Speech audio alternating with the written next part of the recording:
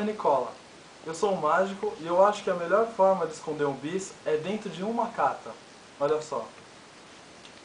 Eu vou abrir o baralho, pegar as cartas aqui. Eu vou escolher uma carta aqui do meio. Qualquer uma. Pode ser um valete de ouro. Eu vou cortar o baralho aqui no meio e olha só. 1, 2, 3. E o baralho fica marcado.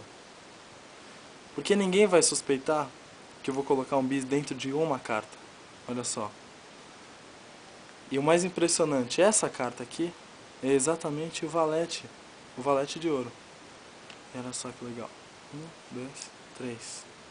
Eu fico aqui, ó, um bis de verdade. Que era só um papel. Olha só. Não tinha.